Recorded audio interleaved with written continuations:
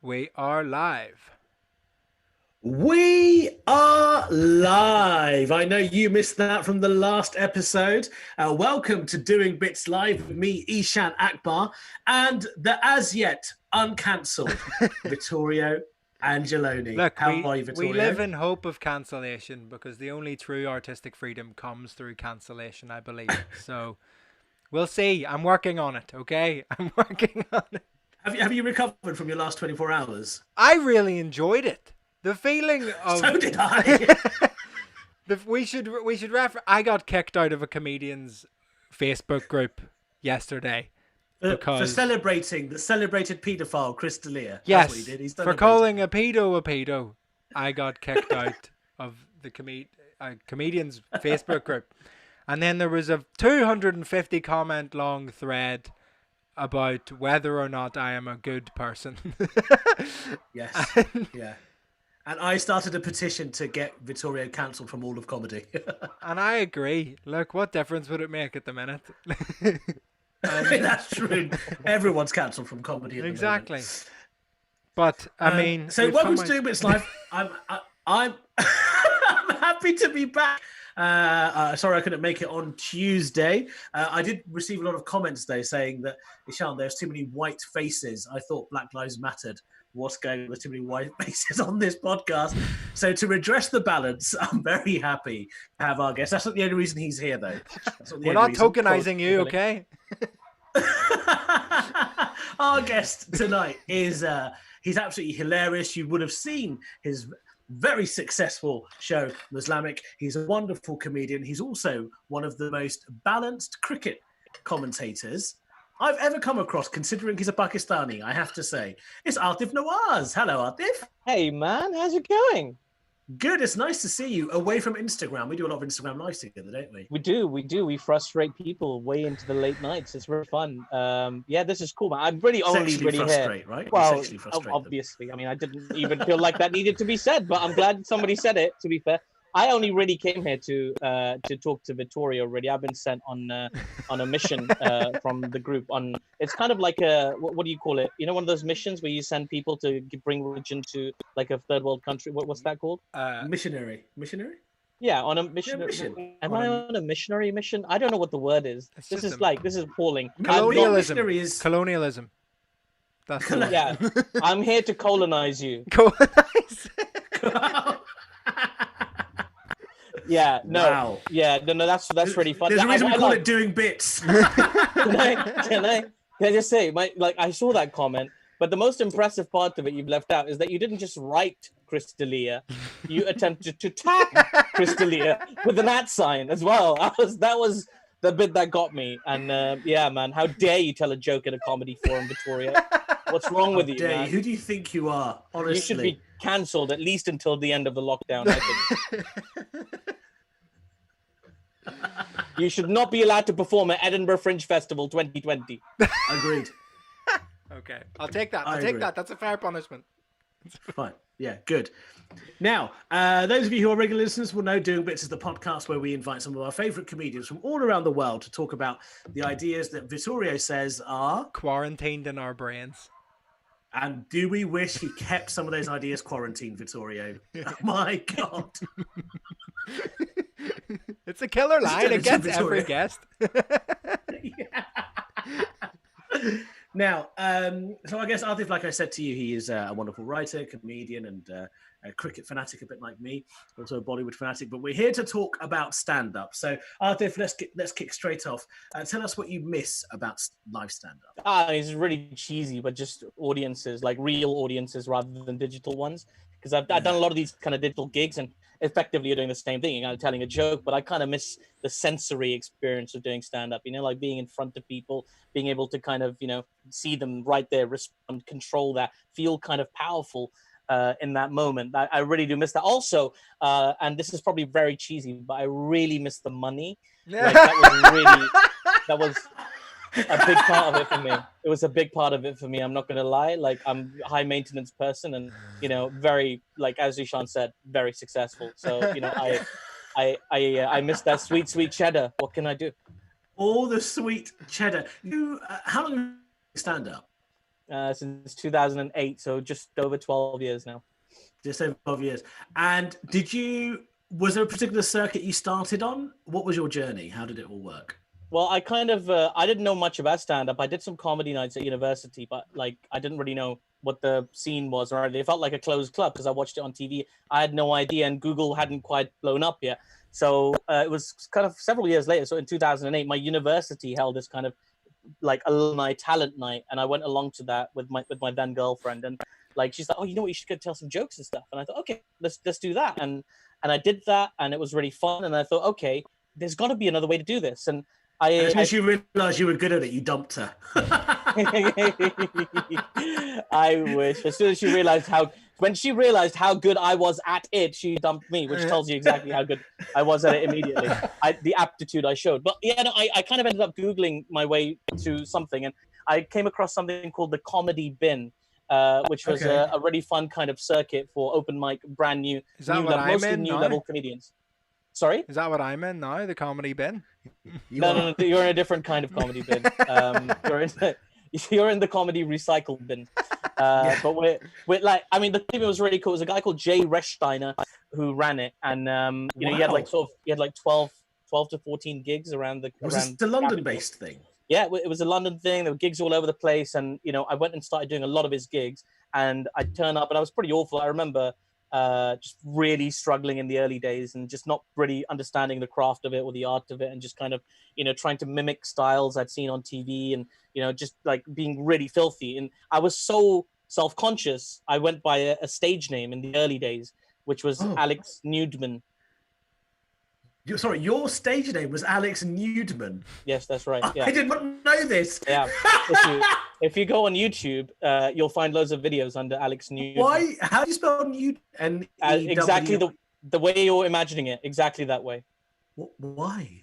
I don't know. It seemed to fit at the time. It seemed provocative. You don't look like an Alex Nudeman. You look like an Aatif Nawaz. Well, I'm sorry. I think that's racist, to be honest, frankly. But I could be an Alex Nudeman if I want to be. I could work for Sky customer service, and I'd do a damn good job. But I mean, I didn't feel comfortable putting my name to it because I don't know. I know it's a great name, isn't it? And the thing is, it was really filthy. I remember doing a gig with Ahir Shah, and this was 2009. I did a gig with Shah, and he was like, he still wasn't even old enough to get into bars. He was like 15, 16 years old. And I was sort of early, I think 21, 22. And he said to me, how many gigs have you done? I'm like, this is my 7th gig. And that sounded like a defense, to be honest. Which, yeah. Well, that's another story for another time. And I feel like, don't put heat on me, Vittorio. I'm already got heat by sharing a screen with Vittorio right now. So, listen, Simon, I'm sorry. I didn't know, okay? So anyway, here's the thing. I didn't know like what I was saying. Ahir gave me some really good tips early days, and one of them was like, you shouldn't tell 9 jokes about anal sex in a row, and that was probably good advice, probably. And that's exactly. I mean, I don't know if you remember it, but that's what he said to me, and it was very good advice. And I was. To be honest, 9 of anything to do with anal is too many. Well, jokes. Listen, all I'm saying is you're a quitter. It was really filthy is my point, right? And I just didn't really know what I was doing, and I was really struggling. And the only time it started to evolve was when Jay at Comedy Bin gave me a chance to MC my own night. And that was in Clapham. It was called the Alchemist Comedy Bin. And a lot of people, like a lot of really great actors to do that because it got a reputation for being a really nice open mic gig. Right. Dane Baptiste, when I was supposed to be, he started out doing that night. Hyde Panesar, that's how I met him, how I met Mark Diamond, Christian Elderfield, so many great acts. Harriet Kemsley. I don't think Bobby Mayer ever did it, but I met him around that time as well. And like, it became this really nice social group, and like that's emceeing that night every week, every Wednesday I would do it for sort of 4 years is what took me from mediocre, well, let's just say awful to mediocre. Interesting. Yeah. We've talked about emceeing and the value because Vittorio, you MC a lot as well. Yeah. There was, I think I've asked you this before, I can't remember, but was it a conscious choice you made because you thought, because your first gig you were emceeing, but after that, do you think, I want to MC more because it's going to make me a better comic? I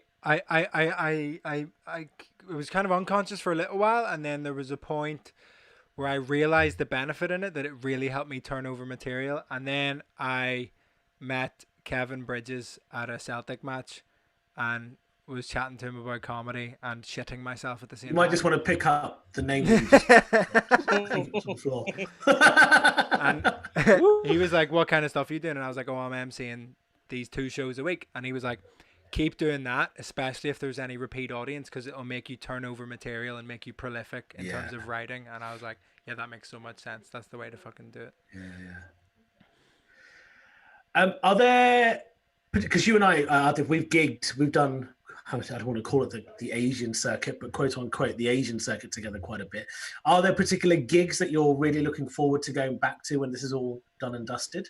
I'm looking forward to all of it, man. To be honest with you. Like the Asian circuit just kind of happened. I was very lucky that it was there because I wasn't booking a lot of like at like a mainstream level. I was open mic, maybe good. I'd like to think at sort of early 2010s, like good open mic, but open mic nonetheless, right? So you would give me a pro opener spot. You wouldn't even give me a baby spot on a pro night, probably, unless you were, like filling numbers. So for me, the Asian circuit was a way to get professional gigs and get paid and, get put in front of a niche audience and learn how to perform in a box a little bit because at the time, especially these audiences weren't as sophisticated as they are now. Some of them, it was their first ever comedy show, first time they've been to a live show. So just by kind of going into the old school troops of, where's the married people in the room and where's the single people in the room? You can get away with doing stuff like that and getting a good reaction.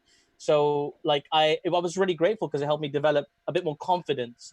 And also that's the first time I realized that having your own niche audience is pretty cool. Like even now, I've done a bunch of really cool mainstream stuff, but most of my audience is like a very core sub-speed regular comedy audience. Like, I mean, in Edinburgh Fringe 2018, which is the last one I did, I sold out like a lot of my shows. It wasn't a big venue. I sold out a lot of my shows, but that audience very rarely intersected with a proper good mainstream audience, like the one Eshaan gets, for example.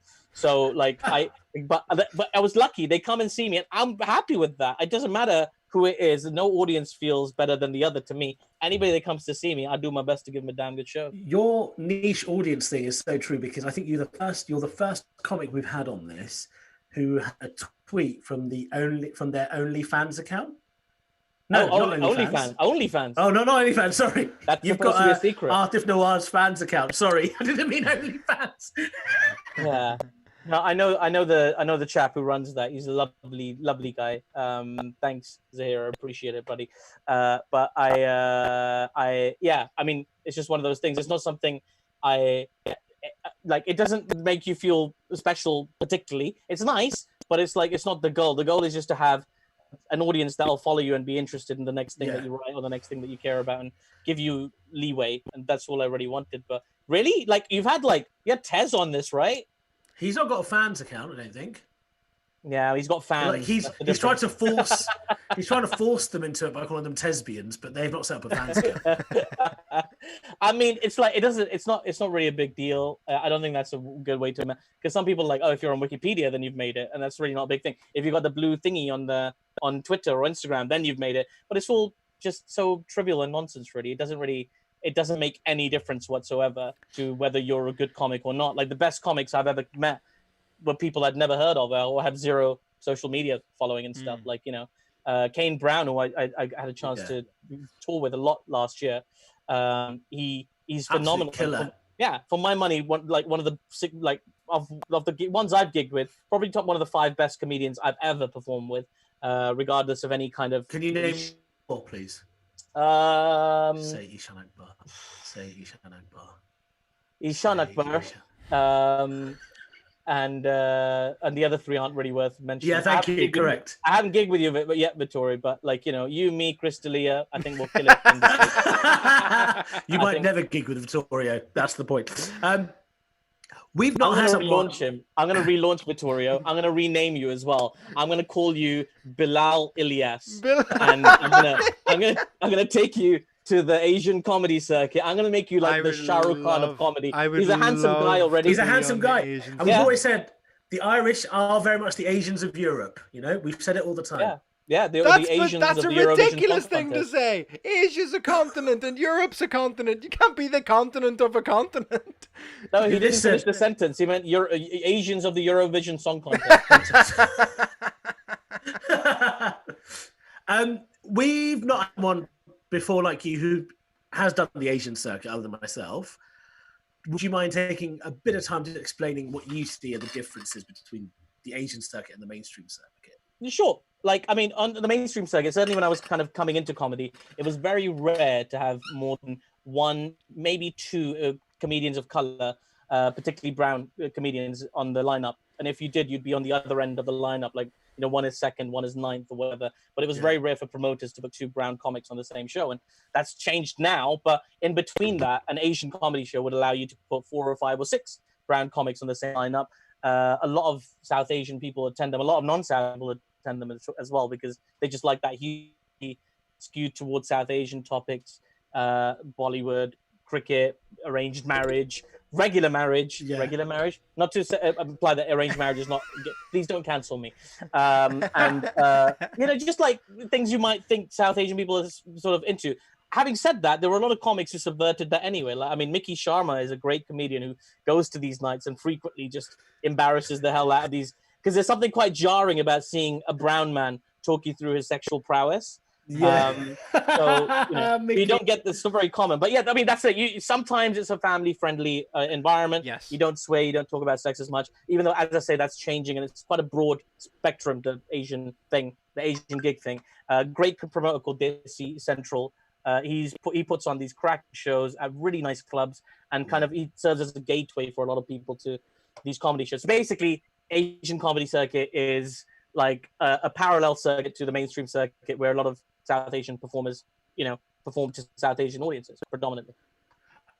Vittorio, other than obviously the circuit in Ireland, in London or in America, do you know of there being an Irish circuit which serves particularly Irish audiences or no? I don't think a circuit. There's a few gigs. Like I'll put on Irish gigs where people from back home will fly out to perform, and I'll MC it, and we'll do just before lockdown we did that one, and then Matthew McAloon and Peter Flanagan, they put on London's Irish, at Backyard or Top Secret or Angel, and they're cracking shows. Just all like kind of 3 or 4 Irish comedians on a lineup, and I think it's built to attract a lot of Irish people, and there's kind of those Irish in London Facebook groups and all that stuff, and targeted towards that. But I think the Irish have a kind of mystique, or like some kind of like the perception of Irish people. If you brand the comedy night as like Irish comedy night, I think a lot of people will go, oh yeah, that'll probably be funny. Do you know what I mean? There's kind of like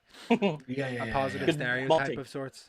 Good marketing. Yeah, it's weird. Like I don't think of like Irish community in particular having like unified. Like with Asians, as I said, there's a lot of obvious stereotypes to go to. But if I went to like an Irish comedy night, I wouldn't know, or to see an Irish comedian, I wouldn't know what I was going to see. I went to see a great comedian in Edinburgh several years ago called Jarlath Reagan. Jarlath's great. Jarlath's been on here. So he's great. I loved his show. The title was so good, I had to go see it. It was called Organ Freeman.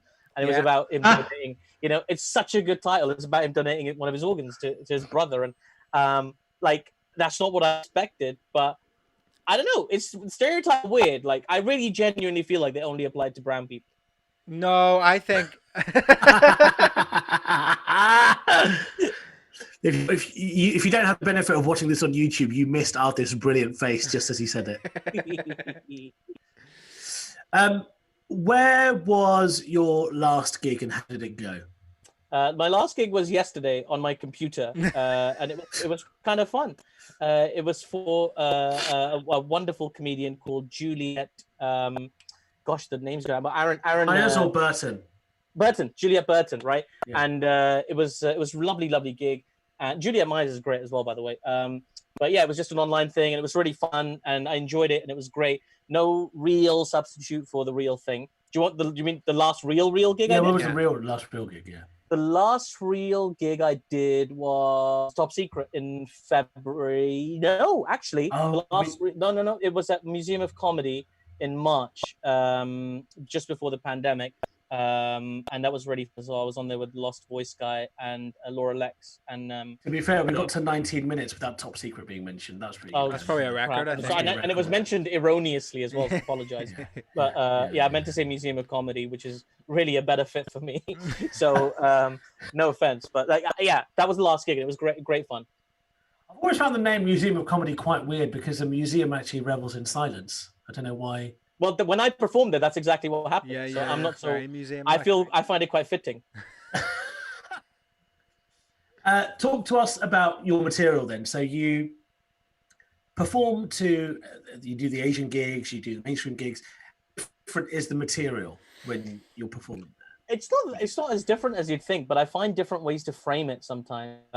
Like there's bits of like, particularly for the South Asian audiences, I've developed a little bit of like Hindi, Punjabi bits. But like there was a bit which I originally wrote for a South Asian audience, which is where I do these Bollywood song translations, and they usually find it quite funny. But I found that the same routine worked quite nicely for a non-South Asian audience, as long as they weren't put off by the theme of Bollywood. They found it it was a mystery to them. So when I'd sing the phrase in Hindi, I'd be like, "Aankhon mein teri jab siya daएं hain." South Asian audience would know where I was going with that, and there'd be a pre-laugh.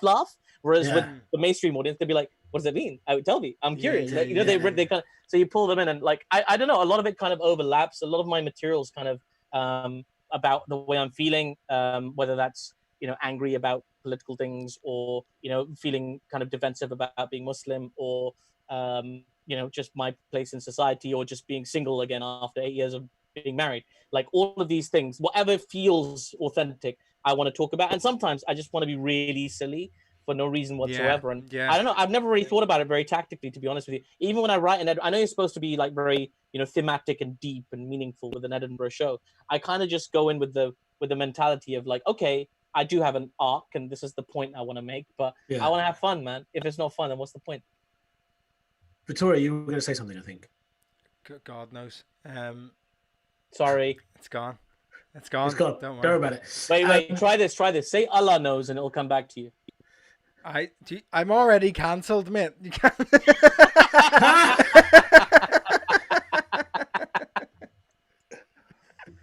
Something about translations and language, maybe? I don't know. No, he's lost it. So, in terms of writing the material, then, you've been doing this a while. Have you seen your process particularly change? How has it differed, and what do you do now when you come up with an idea? What happens? Well, I used to write bits and then build things around them, whereas now I write bigger things and write bits into them, if that makes any sense. I used to be kind of like, oh, this is a good joke, I've got to build like a story around this joke.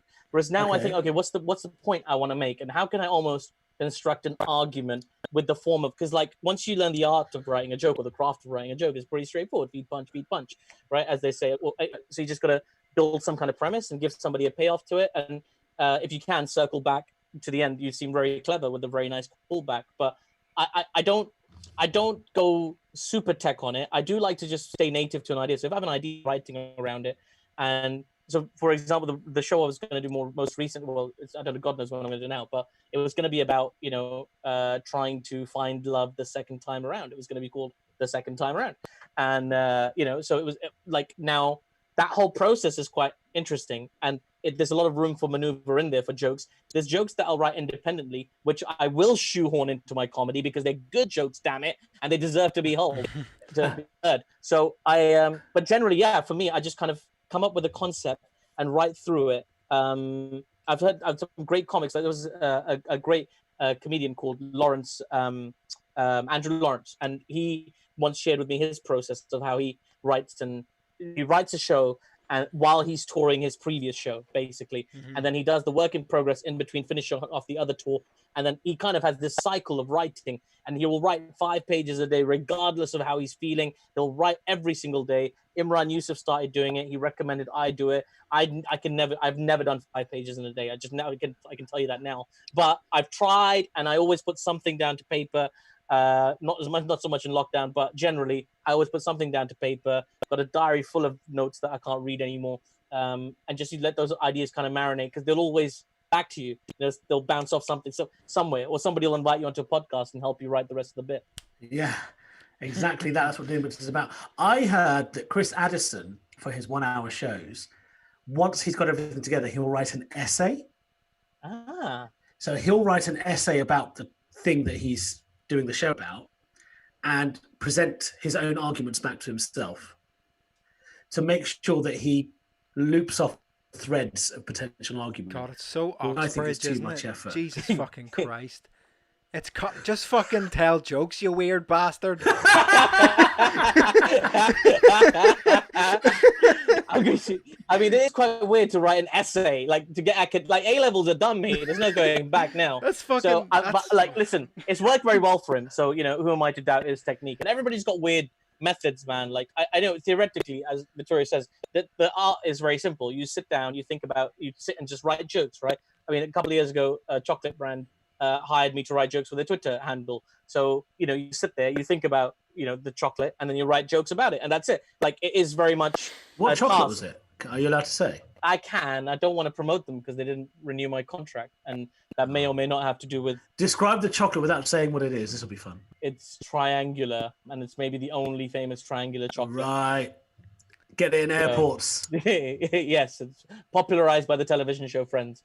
So I mean, so the idea is like sometimes you can write to order if you know the skill and you put in enough time. Even you don't have to be the best joke writer in the world; it'll come to you, you know. And yes. if you've got a good network of friends, you just ping them your ideas and be like, "Yo, how does this punchline sound to you? Do you have a punch up for me? Do you think there's a better word? Do you think there's a better this?" So you do have friends in comedy that you trust? Because I don't. Yeah. I used to. I remember those days of trusting people. Yeah.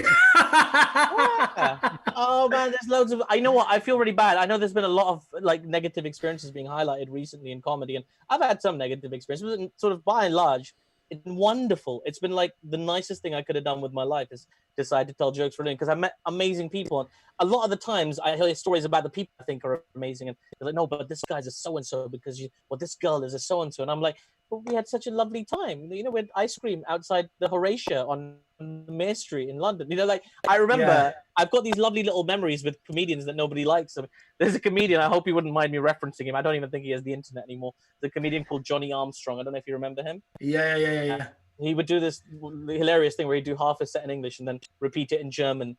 And it's funnier than it sounds. way funnier than it sounds. That's really funny. I mean, it is. The way that it was really funny, but it was so unpopular. I've never met another comedian since or before that was hated by more people. And but I really liked him. We got on really well. He was always really nice to me.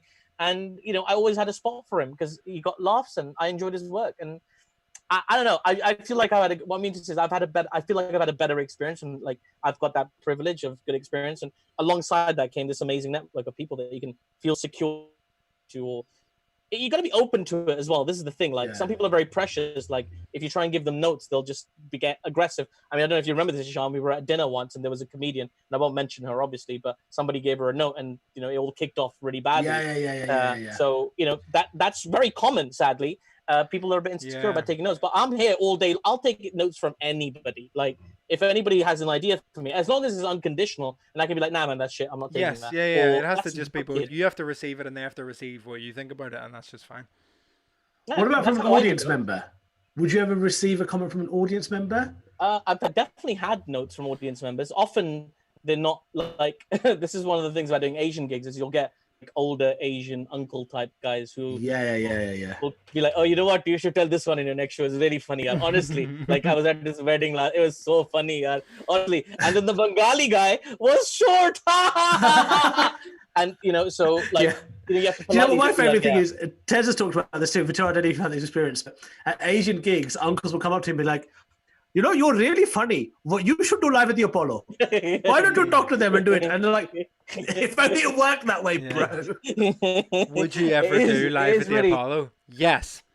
What do you think's happening? Have you ever thought of doing like a show put on Netflix? Did you ever think you do a show I'll put on Netflix? And you're like, you gotta remember about it a lot, actually. Well, here's the thing, man. Like, I understand Tez's frustration because he genuinely has some of the most frustrating fans in the world.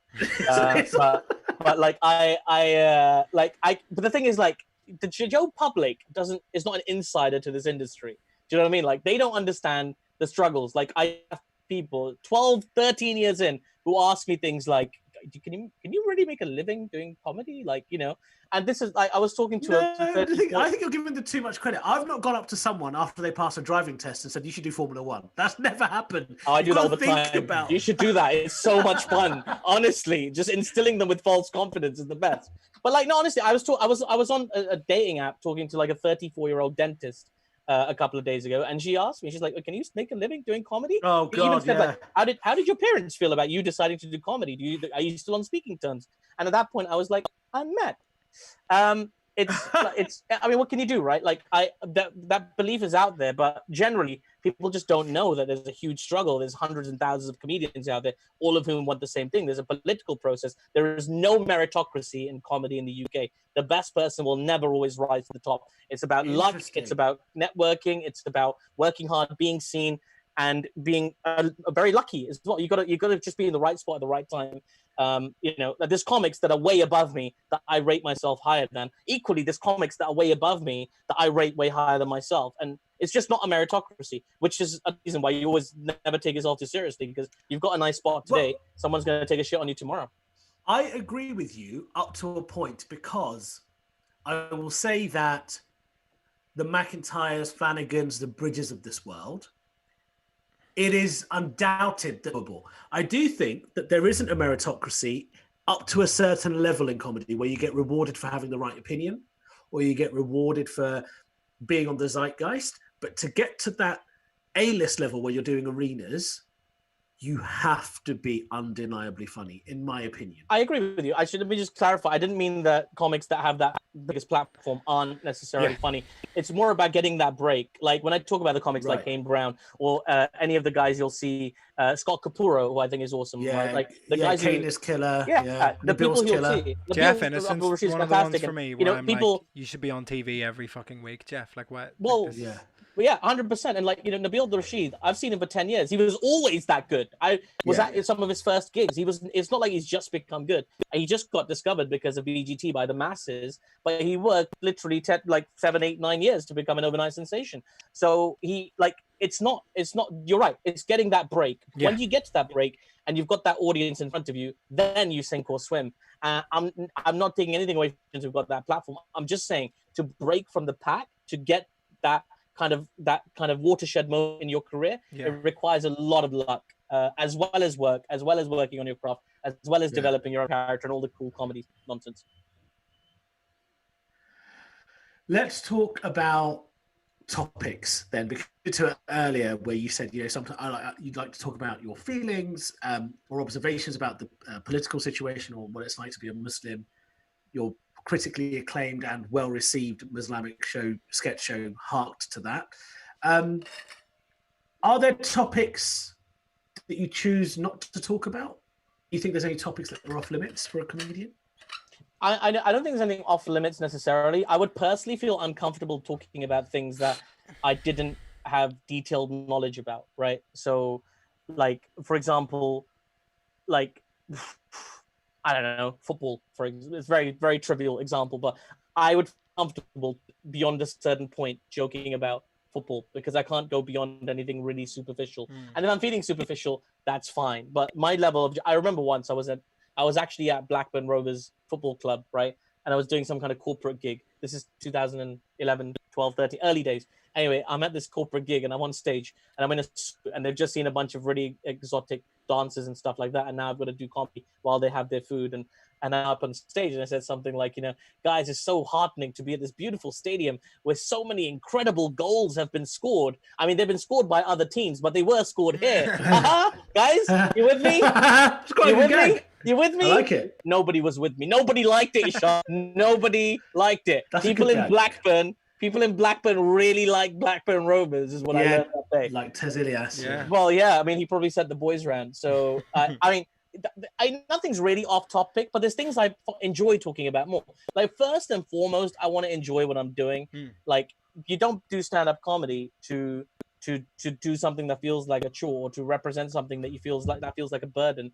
Like, I'm very proud of them I'm very proud of being, of Pakistani origin, being South Asian, being somebody who likes cricket, being somebody who likes Bollywood, being somebody who's, musical and likes romance and, like all the silly things that I like. Like I'm unapologetically me. So I've got enough to talk about without worrying about things that I don't understand as well, or that other comics can do better than me. Do you know what I mean? Okay. And in terms of like the understanding stuff, I find that interesting because I take your point, but we're trying to write jokes. We don't have to have a PhD. We don't have to fully understand the laws of motion to make a joke about the laws of motion. There's something about Do you think? the like representing if it's a joke about a topic and you're talking really in depth about the topic, you should know about the topic, but there's something in understanding that the majority of people in the audience don't know what's going on with something. So you're tapping into this primal, just reactionary, like, oh, everyone thinks this weird, but no one knows why they think it's weird. But that's it. Then do you know what I mean? It's like, so in a way, you're talking about emotions more than you're talking about the topic. Loose motion. You said something about motions. Going through the motions. Going through the loose motions. Yes, gag. Sorry. I don't know what happened there. Yeah, that was an Aatif gag moment. I'm just, hey, you gotta have to Google Alex Newman for those. So I understand what you mean. Like you can just, there was a time where I was writing a lot of stuff about Brexit, as was every other comedian in the country. And what can you do? Are you actually Googling Alex Newman as we speak? No, I'm not, but I'm saving it down because I want to. There's some terrible jokes in there, but but there's actually some stuff that I quite like. But anyway, I've probably taken it all off. But anyway, another story for another time. But yeah, no, I take your point. Like, you don't have to have like a politics PhD, but there was a time where I wrote things about things that I thought were broadly, this is what people want to hear. Like, this is what people would want to hear from me. Let me talk about being Muslim. I talked about Muslim my whole career, being Muslim, basically from 2014 onwards to like last year. I still talk about it from time to time, but that sometimes I don't want to talk about just that. Like, there's other things about me I want to talk about. Well, other things that are consuming my mind and my thoughts, and that I feel are like cathartic or therapeutic to discuss on stage. Let's do that. Like, the romance thing is interesting, and analyzing relationship dynamics from the skewed perspective of like a divorced Pakistani origin Muslim guy in London who's some semi-spotlight. Like, that's interesting. That perspective I think is interesting, and it's fun for me to talk about, and I get something from it. So why not just do that? I think one thing that's very interesting about you saying that, hey, I talked about being Muslim a lot, is I feel like some of the best comics that we look up to, we know, given a topic, how they would approach it. And I know that I'm still a bit of a way from that to know what my quote unquote brand is. I hate saying that. It feels like such a millennial term. But do you think like you've got there, or you're still getting there, where if a topic came up, we'd be like, okay, Aatif would probably say this about it? Yeah, no, I think people like 9 out of 10. Bruh, my first big show was Muslims Do It 5 Times a Day. It followed me my whole career. I wrote cracking jokes for titles of shows. Like, I had artificial intelligence. I had instant gratification. People still remembered. Yeah, I think that's pretty good. But like, people still remember Muslims Do It 5 Times a Day. That's the one they remember the most. And then Muzlamic, and now that defines me. So like, it doesn't matter what people perceive me for. Like, people in the last year, anybody that's recognized me on the street has recognized me from really bizarre things, like either from like a bit part in a YouTube show, or appearing in the background of somebody else's show, or my own TV show, or a gig I did years ago, or like being on like the Islam channel or whatever it might be. Like, like nothing. I find I've got one of those kind of chameleon-esque audiences, and it's still relatively small. So I've got space to do whatever I want. I don't really mind if people label me things, but I like to think that even sort of 12, 13 years in, I'm still very early in my development, like my character development, as it were. Like, again, I'm millennial, but I just like, I've got to give myself as possible to talk about whatever I want.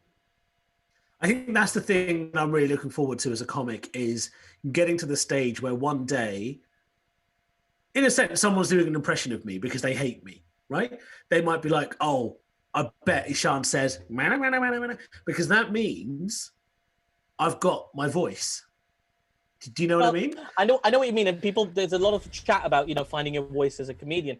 And I understand that. It kind of came out when people started using that a lot more when Dave Chappelle's Netflix shows came out, because he's, you know, like this one of a kind genius, and everybody thinks like, this is what I need to aspire to, like this level of, you know, this completeness on stage. Whereas I really think the journey to completeness is underrated. You know, all specials are amazing, all of them are, but my favorites are still, for what it's worth, you know, my favorites are still the first time I saw him when he was still making silly jokes. Like my favorite Dave Chappelle bit of all time will always be the bit where he buys drugs off like a baby on the side of the street. It's funny, you know. So like I think that the journey there is underrated. Like, you know, the gag when you come on stage and you're like, guys, I'm nobody's GP. I love that joke, and I don't want to guess what your voice is going to be. I want to constantly be surprised or learn something new about There's you. something you know, in that, especially for comedy, where, and I heard Andrew Schultz talking about it, because he started doing these kind of like imitations of a late night kind of monologue thing, and he says what he has on all these other people, like Trevor Noah, you know what's going to be the left wing like angle on things. John Oliver, you know roughly what his point of view is going to be, but with Andrew Schultz, he's like, what's funny, like what's like, and it doesn't matter what angle it comes from, and so you never, and there's something like exciting, and he's not trying to do politics. Do you know what I mean? And it's like we are in the art of surprise. Like that's what a punchline is. It's like duh, and everyone's like, oh shit, I wasn't expecting that. But with Trevor Noah, you're like, he goes da da da da, defund the police. You go, yeah, like we knew you were he gonna would say that. Have you ever done a show called Joke Thieves? I haven't, but I would love to. I've done it drunk on the tube once with my mates. We all got up and did each other's jokes. So that's probably a more fun way to do it. I mean, I did it like several years ago, and I was the last minute substitute for somebody. And I remember doing my thing, and then the comic that, you know, the kind of concept for somebody who's never seen it is you do a 5-minute performance, and then another comic that's also just done a 5-minute performance will try and do your set back to the audience again, but they'll do it in a funny, satirizing kind of way. And after I came off stage, the guy who came on and did my set, no, I'm not going to say who it was because we're not like friends anymore, but he came on and he went, I'm a Muslim and I'm nice, to a rapturous round of applause, right? And he thought that was going to embarrass me or something. I was like, that's great, man. I feel really good about that. And, like, oh, so you're just going to be the Muslim guy? I'm like, if you want, but, you know, I'll surprise you when I do my jokes about, you know, vaping or whatever. You know, like, so, like, there's, I don't mind. So you did say vaping, right? I did just, yes. Yes, I did, yes. I did just say vaping, yes. It's okay. Have you, so you said you did the Zoom gig yesterday. In this time, have you been stuff? Have you come up with ideas? Have you jotted stuff down? Is there anything you want to talk through? Yes, with us. I would love to get your notes on a couple of joke ideas, if that's okay. I would love to. Okay, so there's one very specific thing that I've been struggling with. Right, so there's a joke that I've written about how I want to be remembered after I die, and it's like a silly joke. You might have actually seen me because we did a Zoom gig together, Eshaan, like 3-4 weeks ago. Yeah. I don't know if you saw me do this joke or not. I don't know. So it was about when I die, I want to be like relevant / famous enough that people decide to post photo on their Instagram timeline. Like, I'm not there yet, obviously. Okay. Right, I'm not there yet. Like, I think they'd put me on their story. They'll probably put me on their Facebook because Facebook is trash anyway. But like, I want to be on that square on their Instagram. And I told this joke in a comedy club, and a guy came up to me after the show and said, "Hey, you know what, Aatif? When you die, I'll definitely post a picture of you on my Instagram." My God. I was like, dude, are you going to kill me? Do you know when it's going to happen? Because you sound like you've got that level of conviction. Like, so that's like funny. Thanks, man. It's a rough bit that, like, I feel like I'm missing something in the storytelling, or there's like a punch, because there's a gap in the middle bit where I talk about, I want to be on that square. I feel like I'm missing something in between there. You know, when I say like I think it's in a friendly audience, they'll give you something for that anyway. But in a difficult room, you're going to have to work hard to fill that gap. I think what I find interesting about it is, and this might require a bit of research, is actually the mementos that we use from a head. You know, is a bench better than a plaque on a wall? Is it better than a statue? So I think that you could very easily do something where keep going. you go through all the possible mementos and why the Instagram square feels like the best one out of all of them. That's outstanding. See, this is just, Is like, this is great. There's something This is about great. 20 years ago, people were much more aspirational. They really wanted to have a square on the Hollywood Walk of Fame. But you're just like, I just want a square on your Instagram. Like, I don't need the star marked into the pavement. I just need you to hashtag Aatif Nawaz. yeah. That's all I need. Yeah, like, that's it. Here's the thing. You think I'm messing about? I'm literally writing down all the words that you're saying. The thing is, what this reminds me of, and I don't want it to get morbid, but basically, after my mum passed away, in the cemetery they had like some people benches, and I remember saying to my dad, "Oh, Dad, do you think we should get a bench in memory of Mum?" He was like, "What? No." I'm like, "What? Hold on. Why have you had such a visceral reaction?" And he goes, "I don't want people sitting on my wife." But she's not the bench. She's I mean, Yeah. But I kind of understand. But it's just what we associate with memories and what things. I think why the Instagram square as a digital footprint feels so good to you is something you want to explore to get. Yeah. To so in the when I talked about the grand theme of the show and stuff, it's more about love and receiving affection. Generally, that's what the show is going to be about. And when I talk about coming out of my marriage, and I don't really reference my marriage too, like I reference it, but I don't talk about it directly, just out of respect to my ex-partner, right? So the idea is to think about how you receive that affection in the modern day, and what would qualify as something that makes you feel happy, and is it kind of pathetic, or does that really matter in the grand scheme of things? I don't know. But also right now, I'm just thinking about the thing you said about the bench, and I'm thinking like I don't go to the park to sit on Kate or or Tom or whatever. Like there's something. I feel like there's a bit there. It's just a bench. Yeah, it's just a bench. Like you're not sitting on the person. But anyway, is there something that's really helpful. What's the as to add more to it, like? What's the hierarchy of what social media you want to be memorialized in? Like, if all you get is a Vine, you're fucked. Like, if you get a Snapchat, it disappears after 10 seconds. What's the fucking point? If someone makes a TikTok about me dying, I will come back and haunt them. Like, oh, that's so good. If someone... I'm writing that down verbatim. Okay. If someone makes wait, is that okay? Yes, no, it's yours. It's yours. Yeah, we're workshopping yours. Do you know what you don't want to be? Do you know what you don't want to be? Yeah. A WhatsApp story. Yeah, that's what I was gonna say. You don't want to be a WhatsApp man. Well, that's so good. Talk while I write this down. What are other socials? God, imagine you were on fucking LinkedIn. I've told too many jokes about LinkedIn already. I feel like I can't reference that anymore. It could be a callback. It could be a callback. I've discontinued. Would you get endorsed for a skill after you died? Imagine that. What skill would you get endorsed? Dying. digging deep.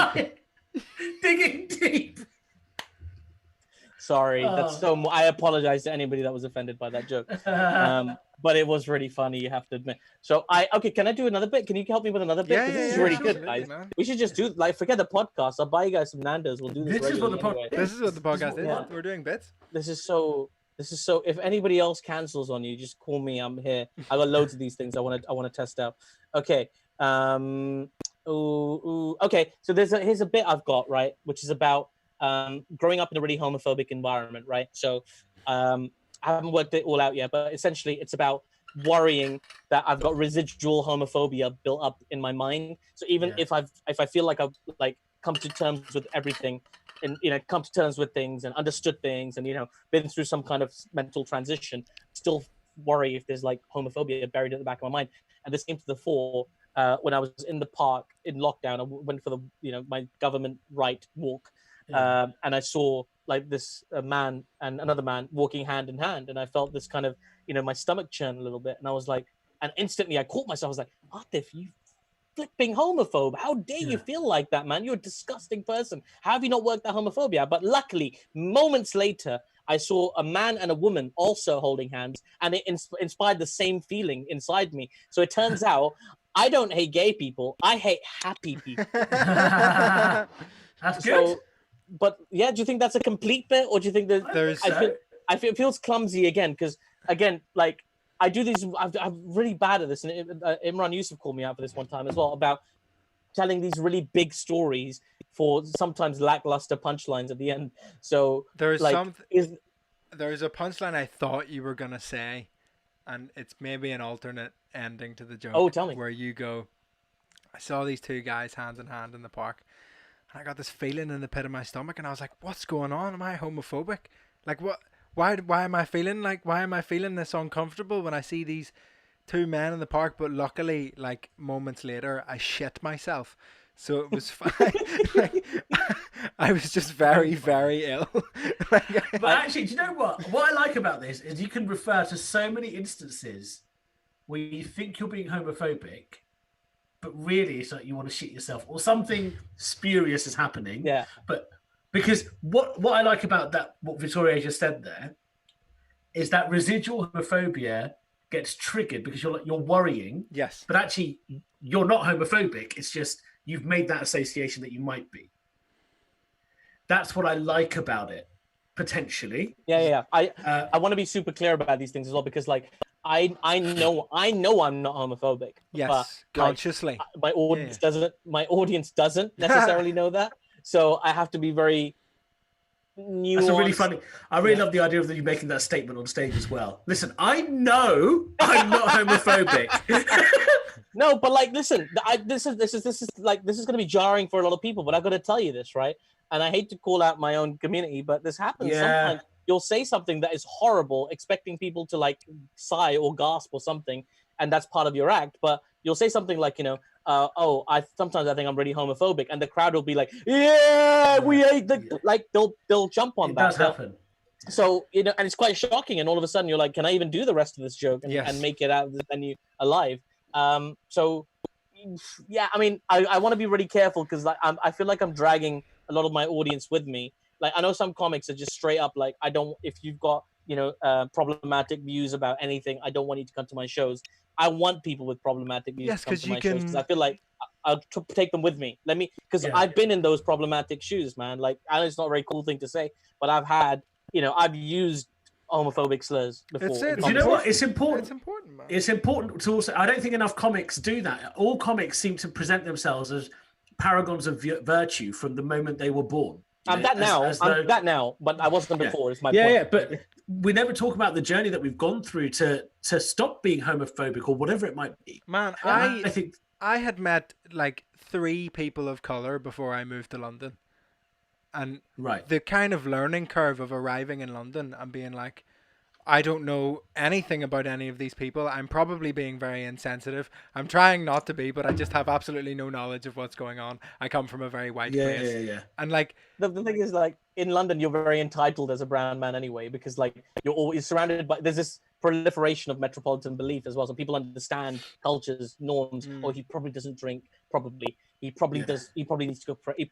But like if you've met 3 Muslims before, you wouldn't know that. And people don't have to be aggressive about the way they explain themselves. It can be like, oh, dude, don't worry. Like, I'll let me be your Sherpa into understanding Islam. And I think if people were a little bit soft, I understand there's instances where there's a lot of residual anger and things like that, and like you can't be soft. I get it. But generally, I've always been a soft touch. Like, I think one thing I described one of my shows, I'd love to get as many members of the BNP as possible to come and see my show because I really think they'd find it hard to hate brown people. I'll let Lee Hurst know because I do some talks. I know you. Again, it's really frustrating because I've enjoyed so much of his comedy. I used to love They Think It's All Over. He's an example. Jim Davidson. I watched him on a show called Big Break back in the day, which was about. Yeah, I remember Big Break. Yeah. I had no idea he was a racist. I didn't know that until I bonded with the guy. Like, what, it's hard to turn back from that kind of snooker love. Have you seen the guy Daryl Davis, who is an American musician who kind of befriended lots of members of the KKK and converted them out of the KKK? And he's a black guy. Yeah. So he went for Oh, drinks I've with seen them. this, He yeah. chilled with them, and like he's like 200 people have left the KKK because of him, and it's like Like because he was nice to he's them. he's stronger. He's a And saint. He's yeah, well, yeah. You see, I wouldn't back myself to do that. Yes.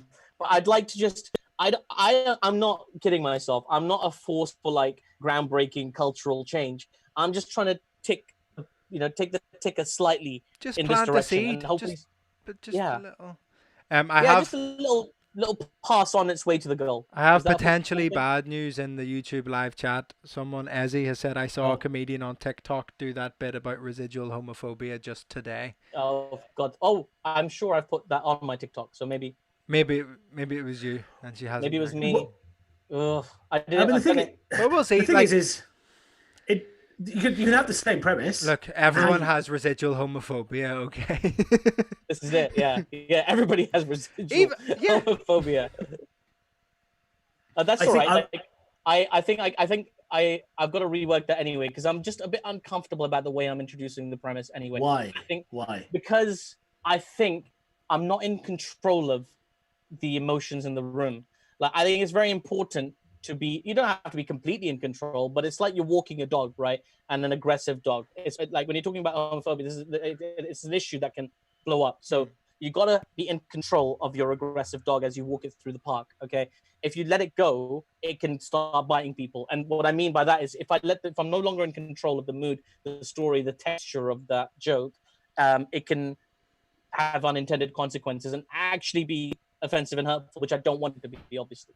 So I think the starting point you had where you acknowledge, perhaps you can explain why or how you grew up in an environment where there was homophobia.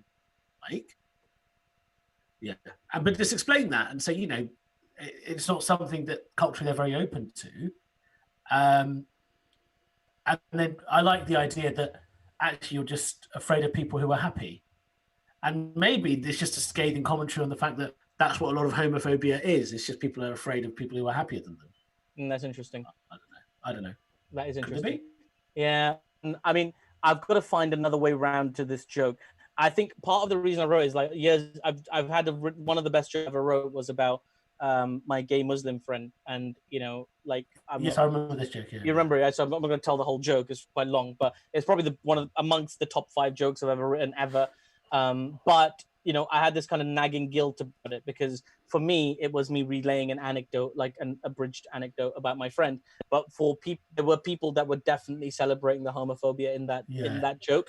So I want to I think subconsciously I want to atone for that a little bit. So maybe that's where this is coming from. Is there something about kind of focusing in on that fear of self where you're kind of just like, oh shit, am I a dickhead? And like kind of that feeling of like because of almost wanting to tiptoe around and just make sure that you're not anything. And like if you've ever experienced people doing that, or like white people like tiptoeing around you to try and not be Islamophobic or like any kind of racist, like kind of comparing like how you laughed at them being like, oh, fucking white people, like not like it's just chill out, like it's fine, like, you know, or like and kind of not then being in that position and being like, oh like maybe I'm, oh god, am I gonna say the wrong thing, like, do you know what I mean? And like it's kind of similar to a bit that I've worked on very recently, which is the thing with social media is there's no context or nuance. You just read the statement. And the thing that I've worked on in terms of material is if my inner thoughts were just standalone statements on Facebook, would I like the statement? Interesting. And then by proxy, would I then like the person that is behind that statement? And the answer is I fucking wouldn't. And that's the thing. So it's a similar kind of thing where you kind of go through this journey. My bit is I've laid it squarely on social media that particularly the person that I'm seeing on social media is me, and I fucking hate him. I think he's arrogant, he's self-obsessed. At times he just says things just to be a bit controversial for no reason. It's a character. It's a character. Yeah, it's kind of a character. Like my innermost thought, I know how much filtering goes on in my brain because as the comic part of my brain wants to say the most horrible shit, and I say it in my head, and I'm like, right, what's acceptable in society for me to say now?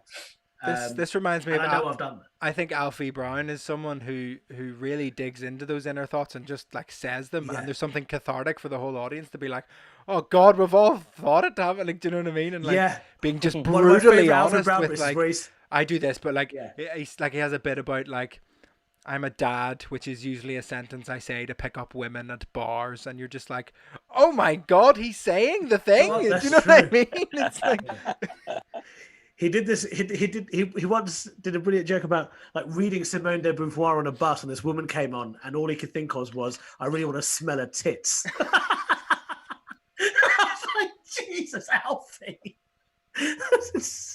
but it's good, and that I think that's what's scary about stand-up comedy a lot of the time is you have this thought, and you go, I've thought this a lot. And if this is relatable and no one's ever said it before, I'm tapping into the unsaid thing, the unspoken truth. Yeah. And then you go to a new material night and you go, hey guys, does anyone ever wash the bread knife? And then everyone goes, what? And you're just like, see you later, guys. Okay. Is that Vittorio? That's a bit I tried. That's a bit I tried. This is so funny. That's I've definitely seen that one on TikTok. I think. I mean, it's interesting. Just to go back to Alfie Brown bit, I really admire that in a way because that is a joke about wordplay and juxtaposition, right? Like he's reading a really posh French book, and then he's having this kind of crass, laddish thought, and it's the juxtaposition of those and the way that he performs it that makes it funny. Like if it was me and I was putting it through my filter of performance, I'd be like, damn, but what if like 17% of my audience don't understand that? Yeah. And and particularly in modern times, like you don't have. I feel like you've got to go. Everybody must put themselves through this filter. Well, as everybody must, but most people that are thinking about their careers or mainstream opportunities or whatever, or associating with brands or whatever, they're thinking like, how will I be perceived? Rather than this is funny. Let me say these words. It's more about perception. So, and that's not a good thing. It really, really isn't a good thing because it makes you check yourself. It's supposed to be this free space where you can say whatever you want, essentially. And people are free to not see you if they don't like you. That's fine. But when you worry about, like, if I say this joke wrong or if this joke is taken the wrong way, that's the end of my career. Like, that's a huge detriment to our industry. Yeah. Agreed. That feels like a good juncture to end. It's been an hour. What a lovely chat. Aatif, where can people find you? I usually go to the mosque in Neasden, North London. Me too. And, but it's quarantine. Yeah, and it's a nice one. Isn't it? It's the kebab shop around the corner. It's very good. Cheap lemons around the corner. Anyway, yeah. I've got all the social media. I'm at Aatif. I'll never remember how to spell it, but if you do, well done. But please, You will. if you look for me, go. It's the Aatif with the 2 A's.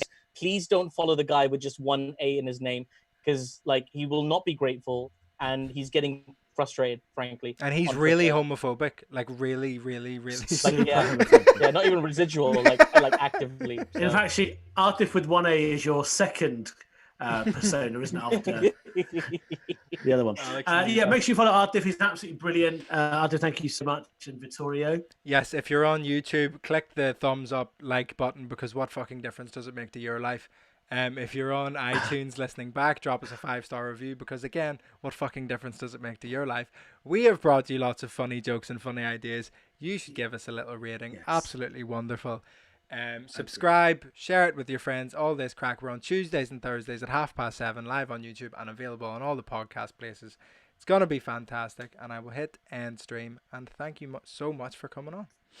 Thanks, Thank you for coming on, Aatif. That was Pleasure. Doing Bits Live. Thank you. Bye.